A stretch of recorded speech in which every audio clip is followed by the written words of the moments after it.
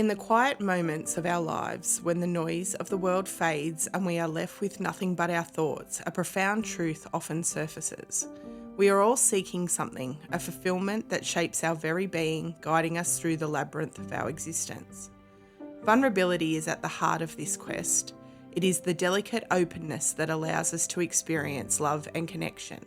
Yet in this openness lies a fragility that can be easily overlooked. When we lay bare our souls, hoping for understanding and acceptance, we expose the tender parts of ourselves that long for validation and belonging. In this state, we open ourselves like windows, inviting the gentle breeze of authentic connection. By allowing our own vulnerability to flow out into the world, you offer an invitation to others to allow theirs to spill out as well. There is immense power in meeting someone where they are. To sit with them there, require nothing from them outside of their honesty, and to hold that space for them. It is an incredible skill to possess and a gift for those who it's afforded to. When you find a person with whom this can occur, it can create some of the most powerful, beautiful, and life-affirming relationships. But with this breeze sometimes comes the storm. The very vulnerability that allows us to connect on a deep level also makes us susceptible to those who may not have our best interests at heart. In our desire to find connection and fulfillment, we may unwittingly open the door to manipulation or exploitation. It is a cruel irony that in our search for wholeness, we can encounter those that see our vulnerability as an opportunity for their gain. They weave webs of deceit, playing on our insecurities and fears, offering false promises and hollow comfort. Their intentions cloaked in the guise of support and understanding, but beneath the surface lies a hunger for control and power. There is a very strong likelihood that for each and every one of us, we can pinpoint a moment in our lives where the cloak falls and the true essence of someone we trusted, admired, or even loved is revealed. The bitter sting of that experience etched into the most primitive parts of our brain as a warning for the future. For some, it will also be so profound as to affect the very fibre of their being from that moment forward. In today's conversation, we are headed to Victoria. We are going to explore the extremes of what can happen when the desire for control and power is wrapped up in a pretty package offering acceptance, inclusion, and fulfillment, and the devastating and long-lasting consequences it held for those who thought they had found their people. Welcome to If These Trees Could Talk.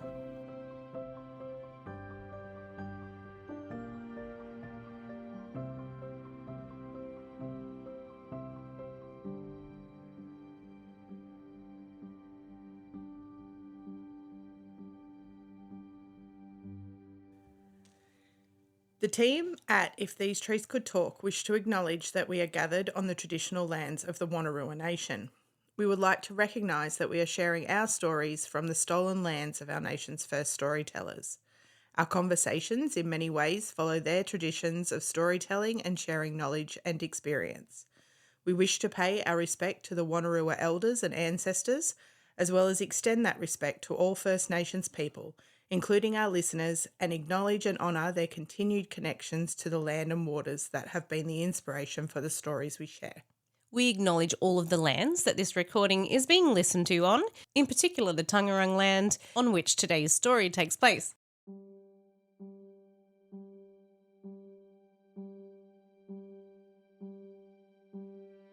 There are exceptionally courageous survivors of this brutality who are cycle breakers. I have so much compassion for the people who are under her spell.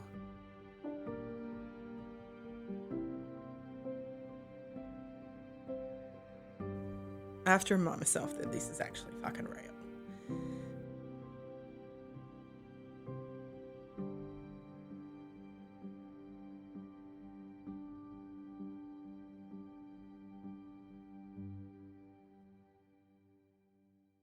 Today I'm going to give you 2 warnings. The first is, this is an episode that you might not want to be playing with little ears around. So if you're in the car or around the house with kids, I'll give you a second to switch off or press pause so you can pop in some headphones.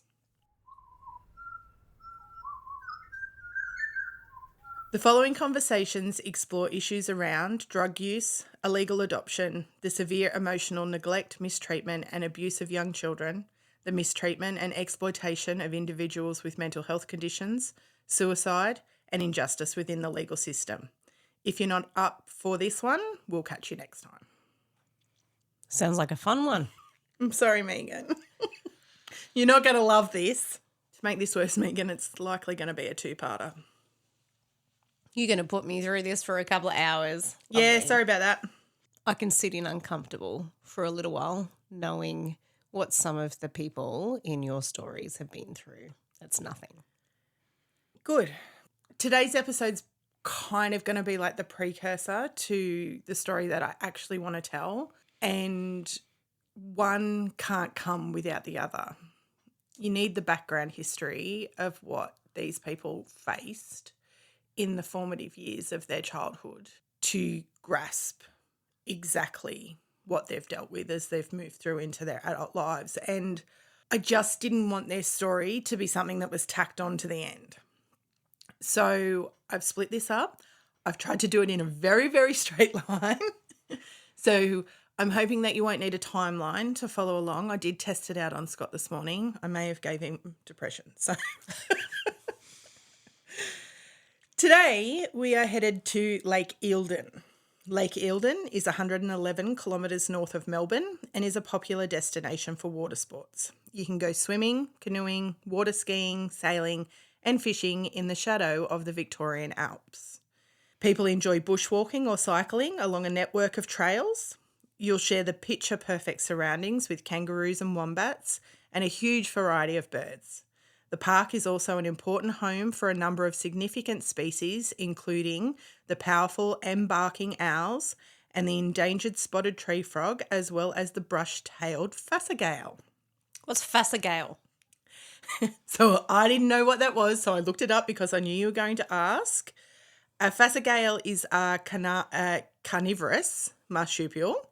The name actually means pouched weasel, which doesn't give a nice kind of mental image. It kind of looks a little bit like a possum. They come from the same family as the thylacine quoll and the numbat. They look a little bit bandicootish. You're Googling it, aren't you? I am. It thought I meant facial. I think I spelled it wrong. PHAS. Okay. Yeah. Hence the reason I wrote the pronunciation down in the way it should be spelled, because there are lots of problems with the English language. Well, they're cute. They are cute. And I didn't know that they were a thing. Me neither. I suppose we can thank Anne Hamilton-Byrne for one thing. You'll figure out who she is as the story goes on. We, my family, have visited two spots on Lake Eildon, the northernmost point at Bonnie Doon, which if you know, you know, and I know that you know. Bonnie Doon is the holiday destination for the Kerrigans in a iconic Australian film called The Castle. If you have not seen it, you should watch it. It is hilarious. Such a great show. So that was the first place that we visited in Lake Eildon, and the second place is the actual township of Eildon itself. Eildon is on the southwestern side of the lake. It's a very, very large lake. The Goulburn River runs into it, and it was obviously dammed to help with the water supply for Victoria, Melbourne, everything sort of downhill from there. So it's a spooky kind of place. We headed up into the national park around and found some really great spots where you can look down onto the lake. And like a lot of those big lakes, there's lots of dead trees that come out of the water and stuff. So it's got that spooky vibe. The same thing as if you visit Lake St Clair, which is one of these big lakes that are local to us. Eildon was a lovely little town. It feels very foresty. Everything feels damp and a little bit dark, and even in the township, you're sort of surrounded by the forest and separated really from anywhere else. We did some trout fishing there. It may have even been Charlie's first fish. We did it at the fish farm, so it cost us a fortune because you have to pay for the fish that you catch. And Elsie she was in high school and she caught a trout and she held it and I was videoing her but pretending I was taking a photo. So she was all sweet, holding the fish up like with a smile on her face, and I said, "Kiss it." I'm not going to kiss it. Fair enough. Fair enough.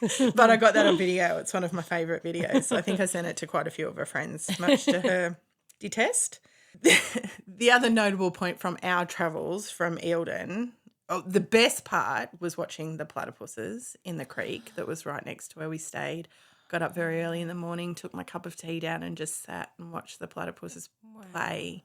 It was very, very lovely.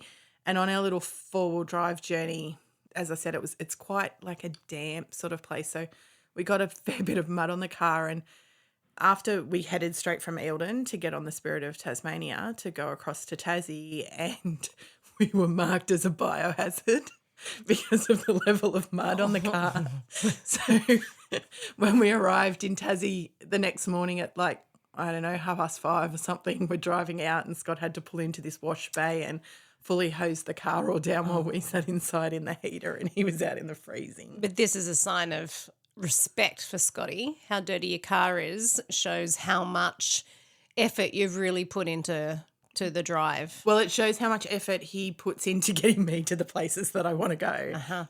I think when we were at Eildon, I had a loose knowledge of the fact that there had been a cult. This stuff was heavily in the media, and Anne Hamilton-Byrne's death would have been in the media definitely when I was old enough to pay attention. So this is a story that I've known about for quite some time, and I think I was definitely aware of it when we visited, but I didn't know the intricacies of what exactly had happened there.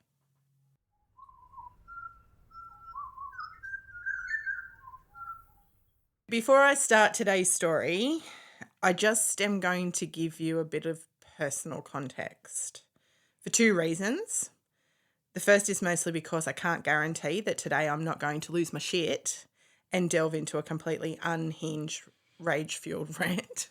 I'll do my best not to do that, but I can't guarantee it. And two, because we're going to touch on a fair bit of stuff around mental health and social vulnerability. When I left school, I studied community services. My first role was in a field as a youth worker. I didn't stay in that field because, like a lot of people that we'll hear about throughout this story, I had a real issue with becoming emotionally invested in the people that I was working with. And they teach you that that's a real no-no, not just in that field, but in any field. I'm sure you would understand that in teaching as well. It's people, and we'll hear about these as the story progresses, especially in this particular instance, that fail at this detachment capability that are often the individuals that bring about real and measurable change. Some of the people that crop up in today's story, this would have went on for a lot longer if these people weren't as emotionally invested as what they were. I didn't know then, but after a very long battle with ill mental health that started in my teens, I was diagnosed with borderline personality disorder later in my adult life. I'm very comfortable with sharing that, even though it's among the most severely stigmatised of mental health disorders. For me, it was a very long road of misdiagnoses before I got the answers and the tools that I needed to be able to understand myself and work towards a life of recovery. The reason that I'm sharing this today is not because I want anyone listening to feel any particular way about my own experiences, but when we touch on some of the issues in today's conversation, I want you to know that I share this story with the utmost reverence and respect for the victims, their trauma, their lives, their vulnerability, and their bravery. What occurred on the banks of Lake Eildon at the hands of a woman and the people she manipulated, deceived, invalidated, love-bombed, abused, exploited, drugged, gaslit, and exerted coercive control over for her own emotional and financial benefit leaves me with no doubt that she herself had her fair share of undiagnosed, unrecognised, and untreated mental illness. While I can acknowledge this, And there was likely a genetic predisposition and environmental and emotional factors that significantly impacted upon her and her ill mental health. It doesn't give Anne Hamilton-Byrne, or anyone actually, a free pass to intentionally mistreat or damage other humans. In the entirety of her 98 years, she did not acknowledge, admit, or apologise for any of the harm she caused. In fact, she appeared to revel in the attention and the fame that it afforded her. But as we will see throughout this story, there are exceptionally courageous survivors of this brutality who are cycle breakers, and despite their personal pain and trauma, have gone on and through their own resilience have forged meaningful, purposeful lives. They did not inflict pain on others as a coping mechanism. These people, the ones that we mentioned throughout this story, and any of you listening that were dealt the cards you didn't deserve, survived and made a life for yourself out of the dumpster fire that somebody else left you. I see you, I respect you, and you guys are my gurus. I love listening to you talk, Shannon, and one of the reasons is your ability to go into a situation with curiosity and not just complete blame. Like, obviously you're building up to tell us a story that's going to be difficult to tell, yet you've prepped us to say, hey, let's think of how every single person, including the perpetrator, let's see what, see if we can put ourselves in their shoes for a little while and understand what the motivation is behind their behaviour. I think your ability to do that is great, and I'm hoping that our audience can do that as well. I hope so too. I have given Anne Hamilton-Byrne a lot of grace in what I've just said. I have some strong feelings about the things that she's done, and it will come through in some of the parts today. That doesn't discount her own childhood and her own experience, not just for me, but for anyone who has suffered trauma in their life and who works hard and pushes through and creates a life where they are cycle breakers. They are the people that I really want to stand out in today's story and acknowledge.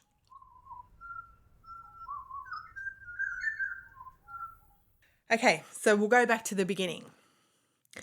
Anne Hamilton-Byrne, who was born Evelyn Grace Victoria Edwards in Sale, Victoria in 1921, had a challenging early life. She was the eldest of 7 children and her family lived in poverty.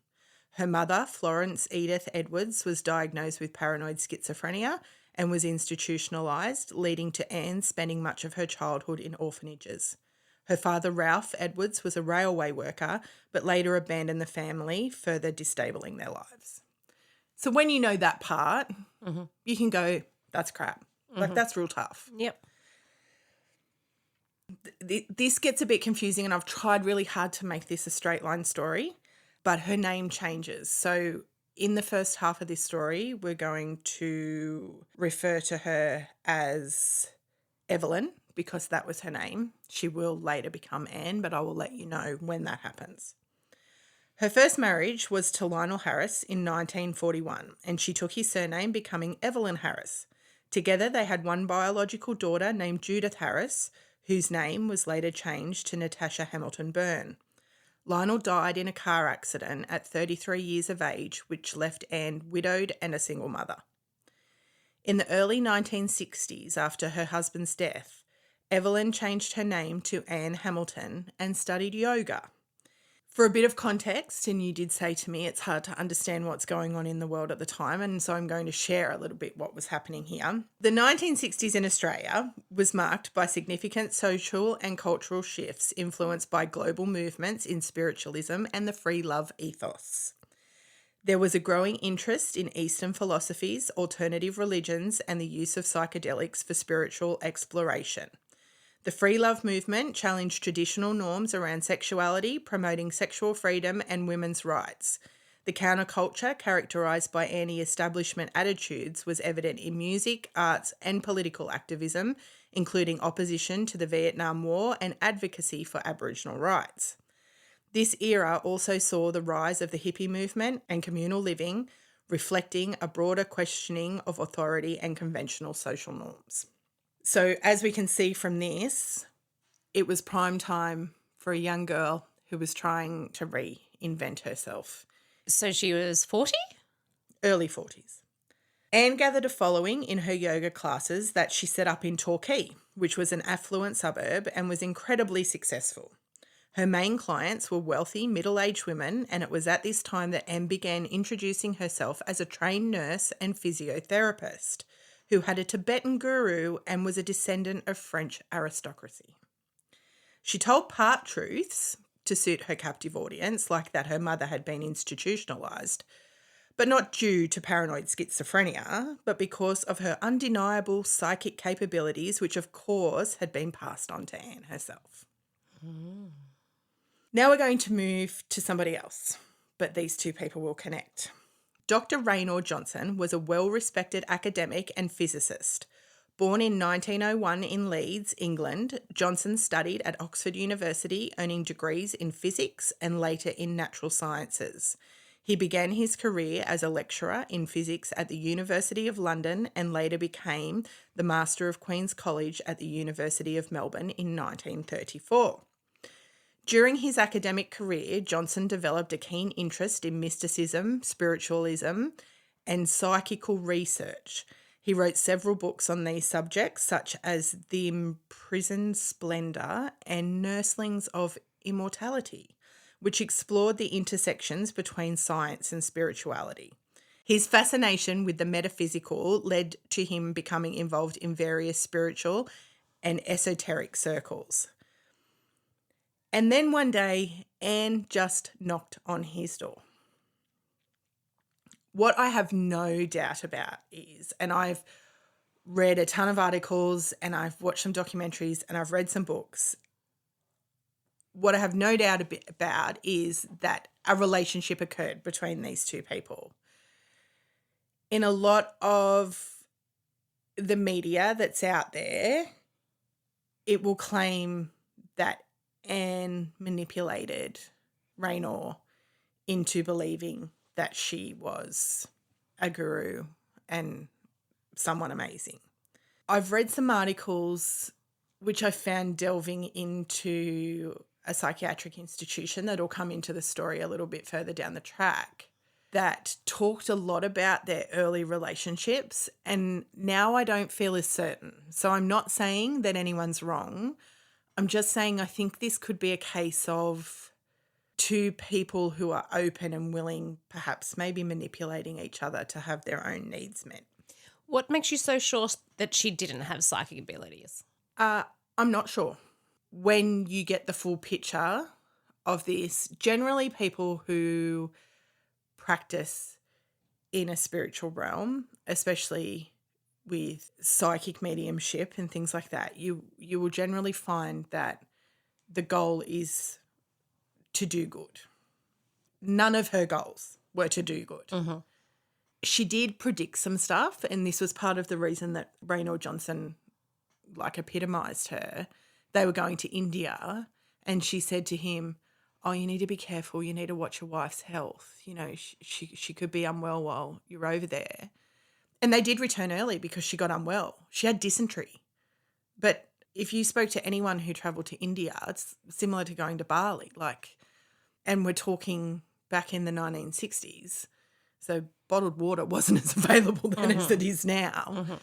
It's not unlikely when she's hanging out with wealthy middle-aged women that some of these other people hadn't been to India and they hadn't had dysentery, and she just didn't say, be careful of this, because she knew it was a very likely outcome. She probably handed the water over.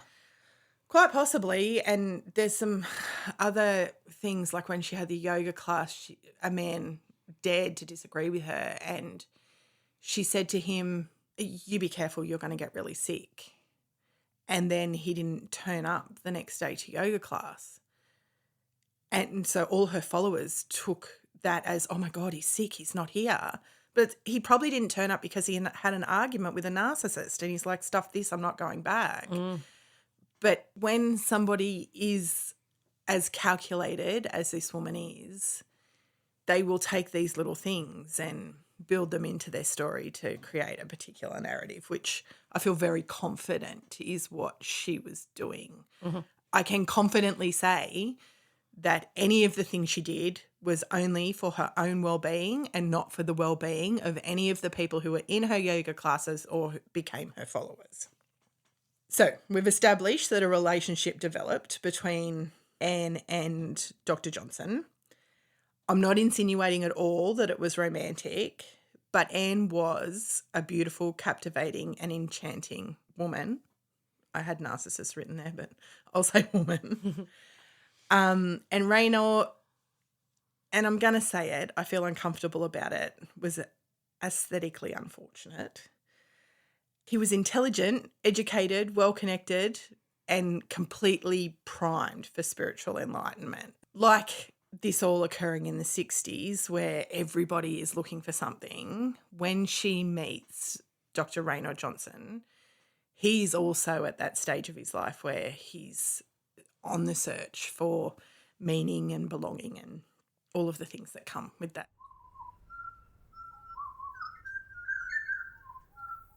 There is no doubt that they were both using LSD at this time, and it was fueling the horror story that was about to follow. But what I haven't decided on is, as I mentioned earlier, if this is a case of her manipulating him into believing in her powers or him cultivating the spiritual guru that he desired. People can have a look. They can, all of the stuff I will link in the show notes and people can make their own choices about that. I'm not in one camp or the other. Somewhere in here, Anne married Raynor's gardener, Michael Riley, after it was suggested to her while she was under the effects of LSD.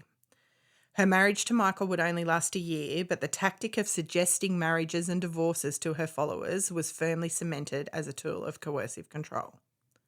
So the story goes that they were at Raynor's place, they were all taking LSD, there was a little group of them, they were all talking about, their amazing trips and where they were going and how enlightened they all were.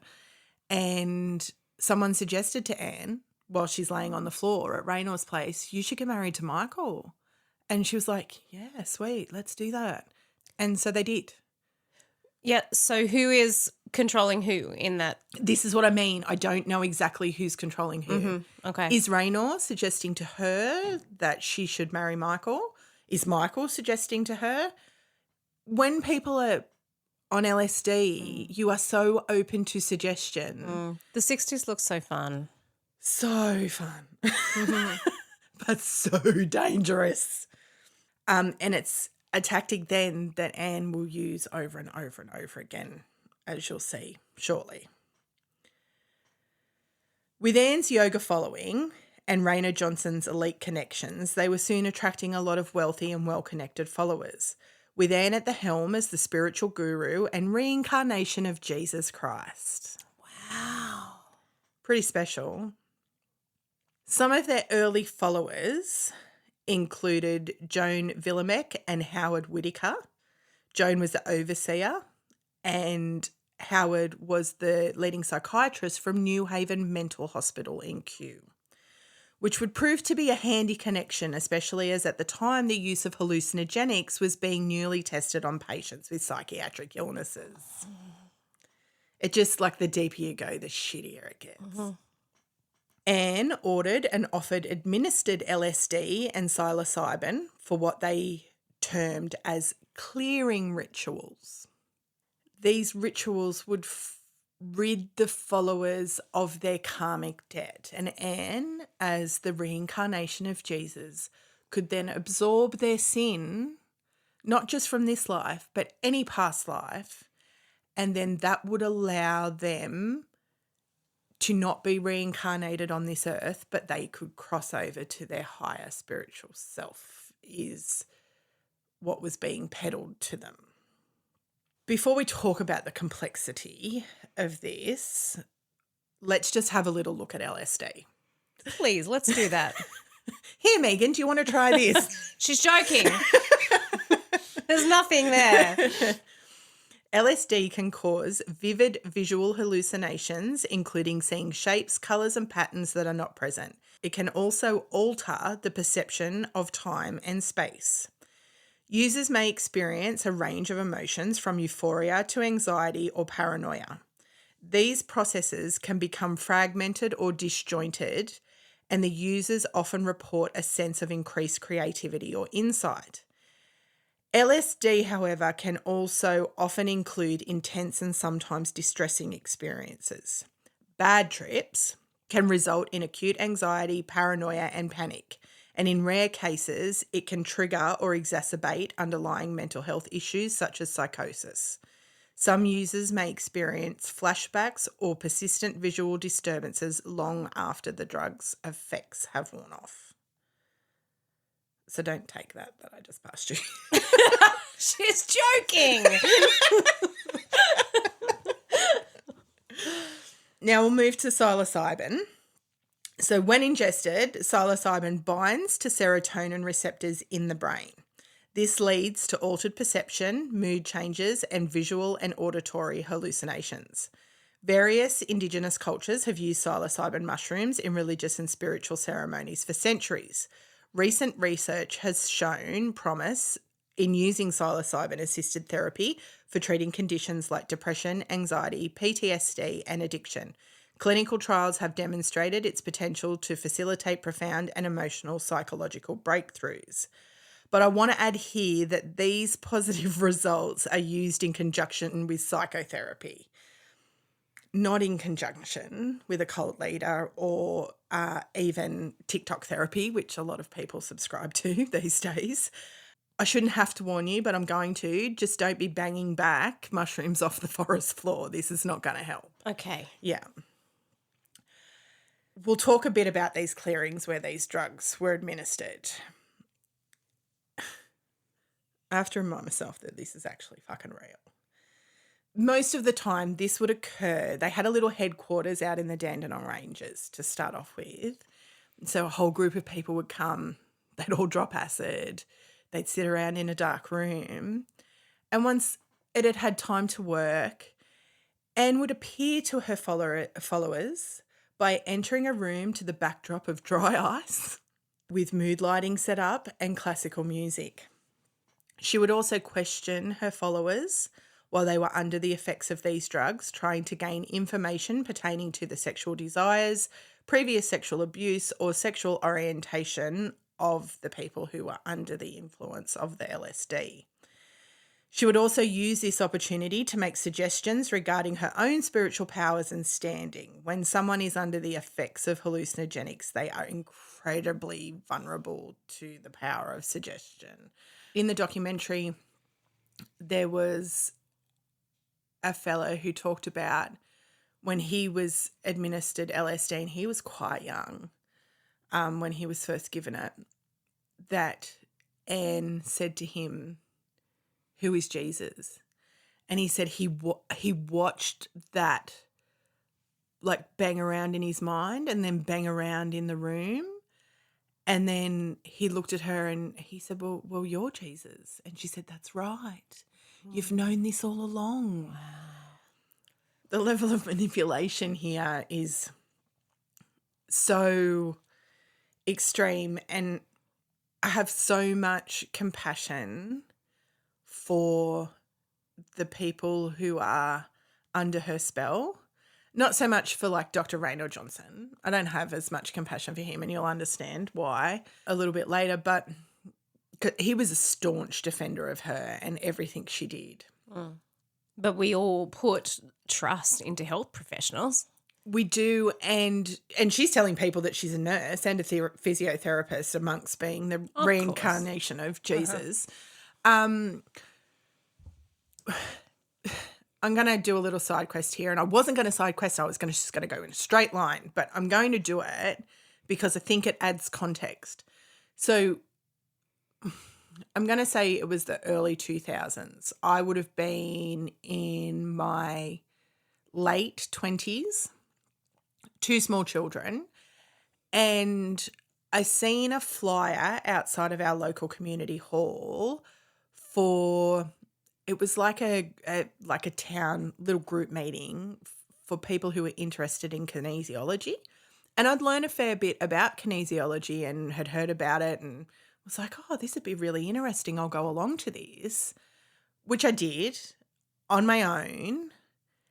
And I got there and there was 3 people who were the organisers and 2 people from the community that turned up. So just me and one other man. So as the only woman in this group, I immediately felt a little bit uncomfortable. And then these people started talking about kinesiology and there was an option to ask questions. And then they started doing some of the kinesiology things on me, which had me hold my finger like in a circle, and they banged back and forwards until I need to do this. So you can then explain to the people. So you hold your finger in a circle. I think that you do, because banging back and forwards is not a clear visual of what is happening. No, so like you make your finger into like your thumb and your pointer finger. You make it into a circle, and then they would put their finger inside that hole, which is a bit suggestive, but she really is banging it. And I wasn't thinking about this at the time. And then or maybe I had to do it, and you bang it back and forth. And I don't know if you had to count, but when your finger, like you have to try as hard as you can. Left to right, so that it's hitting. Not in and out.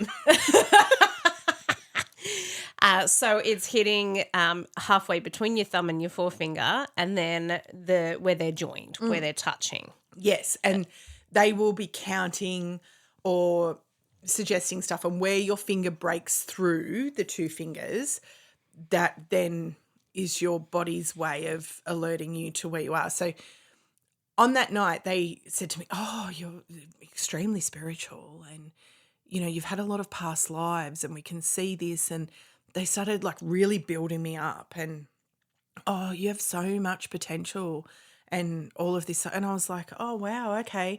And the whole time I felt really uncomfortable. But if I was there with, say, some friends and a big group of people, my red flag trigger might not be up as high as what it was. Anyway, I left and I was like, okay, I'm not going to get that 2 hours of my life back.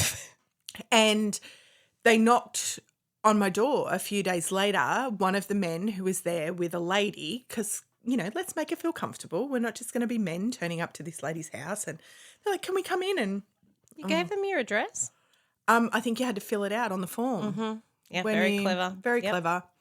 There was a whole heap of interests and things that you had to list. And then they turned up at my house and they used that list of interest. And they're like, oh, you know, yeah, we really love, you know, being in nature and bushwalking and stuff. And sometimes we have a group, you know, would you be interested in joining us? And there was all of these things on offer. And like I was pretty lonely at the time. I'm now divorced from my oldest children's father. So our relationship wasn't, you know, in tip-top shape at that point. We had moved to this new town for his work. I didn't really know anyone. The kids had just started preschool. I had no friendship base. I hadn't sort of made friends with people in the community or through the kids going to preschool at this point. So having people drop around and say hi was really lovely, and they said all of the right things. They invited me to come along. Oh, you know, we're a spiritualist organisation, and they invited me to come along to their church, which I went to, and it was terrifying. They were Mormons, which they did not at any stage talk about, and the fact that Mormons are practicing kinesiology, I thought was a little bit, from my, at the time, limited understanding about religion, I thought that spiritual type things would have been completely against Mormons, which are a fairly regimented type religion, would be in complete opposition to each other. But had I gone there with a group of friends and had somebody else who was interested, like the church scared me because the guy got up and did a sermon and just like bawled his eyes out and was like shaking and stuff. And I was like, oh, this shit isn't for me, you know. I could have so easily at that time in my life have come across Anne Hamilton-Byrne in the main street of my little town, and she could have showed me a little bit of kindness, and she could have said, come along to a yoga class, and, you know, we'll have dinner and we might do a Ouija board. I would have been so up for that shit. I still might be now. Absolutely. This was going to be my question then. What makes you not a believer of these people and the kinesiology that they were practicing? I probably didn't understand it, and I didn't think that they were making a conscious effort in helping you to understand it. It was very trumped up, like all of the great things. Instead of telling me about kinesiology, which I went there to learn about, they wanted to tell me how great I was and how spiritual I was and how I was destined for something bigger than this. And part of my borderline personality disorder is people talk about being an empath, like in a spiritual sense. I'm an empath not because I'm spiritual, because I spent half my life trying not to get other people to react to each other or things that I say, or I'm very attuned if there's tension or something like that. So that part of it, I think I could see through the fact that they were blatantly trying to make me feel special. So you're not against kinesiology as a science? Not as a science. This particular group of people and were I'm trying to manipulate you. Very interested in kinesiology. That did not discredit kinesiology for me in the slightest. Yep. I am still very interested in that as a science. But I could tell that what they were peddling was not what I was there for. But it would have only have taken one or two other little things and I could have been sucked in. And I think LSD?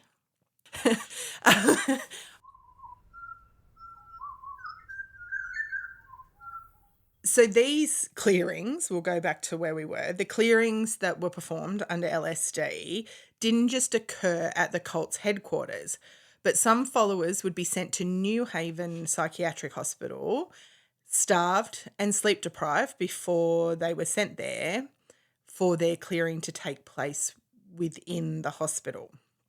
They would be kept there until they had done the work, and I'm using air quotes here because done the work would be at Anne's discretion. They might be kept there for a day or two and continually given doses of LSD until they came to the conclusions that she needed them to, or if they had delved into, say, a specific trauma that she wanted to gather information about, she would just keep giving them LSD. And sometimes it was administered by her, sometimes it was administered by Dr. Whitaker and other doctors. Like, the people in this hospital were sect members and were very aware of what was happening here. There might have been some crossover that they were interested in studying what was happening with these patients. But these people were not mentally ill. Were they vulnerable? Were they like me when I went to the kinesiology meeting? Did they find someone who they thought was kind and loving towards it? And she loved bombed these people, like proper narcissistic love bomb. They would come in, she would be all over them. They were the greatest thing that ever existed. There's a lady who I just adore. She talks about not having a mum, growing up without a mum, and she just really wanted to understand what it felt like to have a mum. And she said, I would have done anything to be in her inner circle. And of course, she ended up in her inner circle.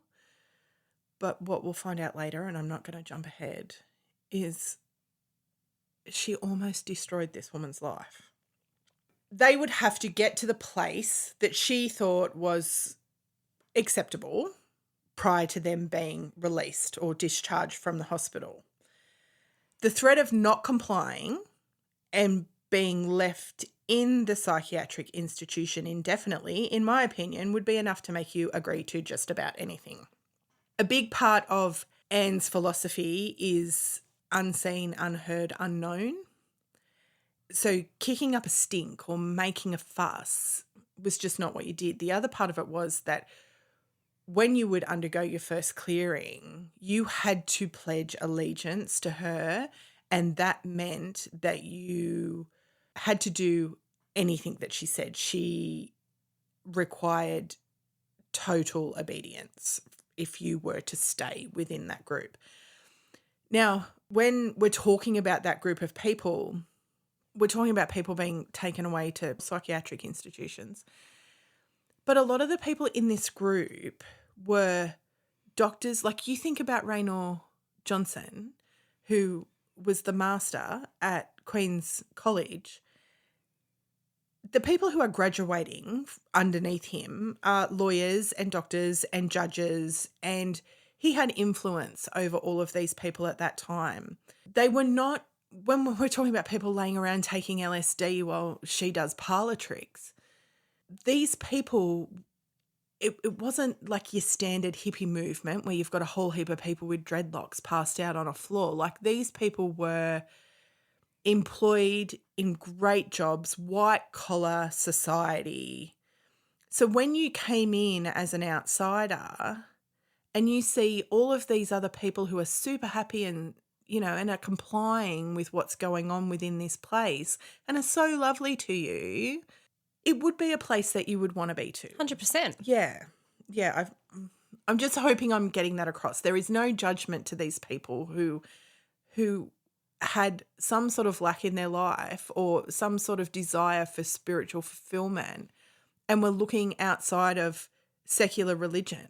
I think we could all relate to that in some degree. Yeah. I'm thinking of certain pyramid schemes in my head. I'm just I was thinking about it this morning. I really got tricked by those people. I'm not going to list any names here, but yeah, you know what I'm talking about. I know exactly what you're talking about. This part's a little bit funny. The first outside interest in the cult came when men started protesting about the whereabouts of their wives who weren't home to cook dinner. Mm-hmm. So in this cult, they were having meetings, but it wasn't all LSD-fueled orgies. It was, they might just be getting together for a meeting and Anne might present a sermon. They might be getting together for a yoga class. They might be getting together for a meditation session. Either way, they should be back in that kitchen. These men were not happy. Those poor husbands. Having to cook their own dinner, but they were kicking up a stink about it. Maybe as we take off our feminist shoes and think, maybe the husbands did recognise that something was going on with their wives. Yes. Maybe they're not really complaining about their dinner so much as, hey, something is not right with my wife. Something is not right here. My wife, who has been at home and a dedicated mother and a dedicated housewife, and all of a sudden she's up in the Dandenong Ranges hanging out with all of these people who I don't know and I've never been introduced to, and she's starting to do strange things at home and things that people are noticing changes. When a personality change occurs, and anyone who has studied any type of mental health will tell you, when a personality change occurs, it is a red flag and it is an invitation for you to check in on people in your life.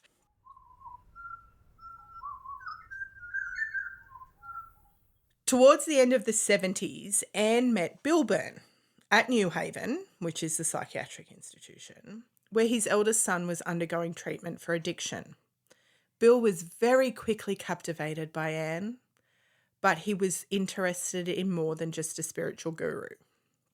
Now, I probably should, because you can't see Anne, and I've watched hours of footage and read lots of articles that included photos of her. She was quite a average, plain-looking girl in her young adult life. After losing her first husband, I'm assuming she had a facelift, because she went from being the attractive girl next door to a bit of a movie star-esque, I wouldn't say Marilyn Monroe, but that same glamorous blonde hair, perfect skin, lovely makeup, nice body. She was an incredibly attractive woman. Her clothes were always perfect. She was well dressed. And by this stage, these people were tithing money to her just like they would in a church. I think it was 10% of their income was going to her, which she was then using to fund her own lifestyle. Bill's son was undergoing treatment. He was very interested in having a relationship with her. However, Bill had a wife and 4 children. Bill. But Anne not one to let a little formality or even law get in the way of what she wanted, because Bill was quite handsome. He was a wealthy building contractor, I think, from the Latrobe Valley, and it was obvious to Anne that he was completely enamoured with her. So he was the perfect addition to the picture-perfect life that she was cultivating for herself. So Anne, with some help from her sect members at New Haven Psychiatric Institute, set about having Bill's wife committed to New Haven. I think there was something about her not coping and being a negligent mum, and that got her involuntary committed to the institution. She was locked in solitary confinement for several weeks. I believe Anne visited her somewhere in there and told her that, sorry, Bill's mine now, and then left her locked up there, and she was incapable of doing anything. She had 4 children and a husband, and she knew she was in there. She was in perfect mental health when she was put into that institution. And if we know anything about these people, it's that they're prone to perhaps, maybe using some hallucinogenics or maybe giving people drugs that they don't actually need. So by the time that Mrs. Byrne left New Haven, Bill was divorcing her. Her life, as she knew it, was in complete and utter tatters. So Bill married Anne in 1977. And Anne Hamilton-Byrne was born. So this is the name that is infamous, the Anne Hamilton-Byrne. And a lot of the kids that will come into the story later on had the Hamilton-Byrne surname. Bill demanded of his own children complete loyalty to Anne and her beliefs if he was to stay in a relationship with them, but those relationships quickly dissolved. At the time of their marriage, Anne was 57 years old and reportedly had undergone a hysterectomy. Yet, very soon after, she had a seamstress on hand to make her numerous amounts of maternity outfits for children who she would not give birth to.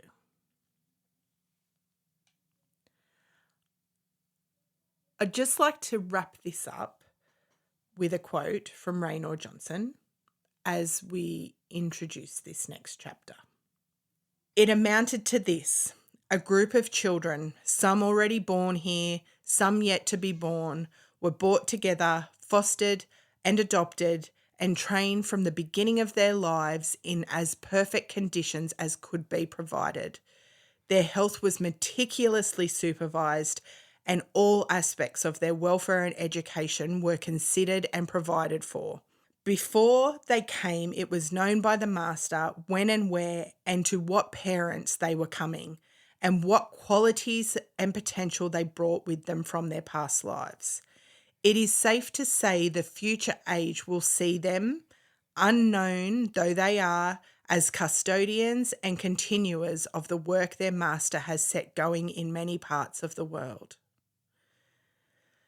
If what comes next for the 28 children who were stolen, stripped of their identity, deprived, emotionally neglected, starved, drugged, indoctrinated and abused at the hands of Anne Hamilton-Byrne, her husband and her close-knit team of selected sect members, is described like this by Dr. Raynor Johnson, he is nothing other than a fucking freak. I did warn you that I might blow up. I literally have goosebumps reading those words. Nothing in his description of what took place is remotely close to the lives that these 28 children that were in their care throughout various periods of time lived a life anything like he describes.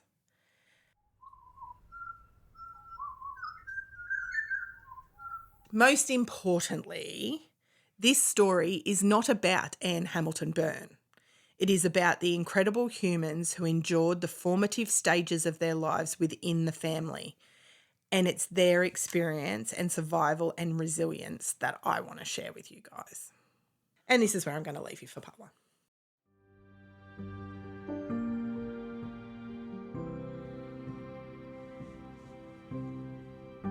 Thank you for joining us for today's episode of If These Trees Could Talk. If you would like to access more about the places or information included in today's topic, please visit our website ifthesetreescouldtalk.com.au. If you would like to follow us on our adventures, check us out on Facebook or Insta. Our creative writer is Shannon Walters, and our podcast is produced at Bellevue Studio in the Hunter Valley with audio production by Megan Anderson. We love to hear your feedback, so please rate and review, and if you would like to hear more, please subscribe. We look forward to you joining us for our next adventure.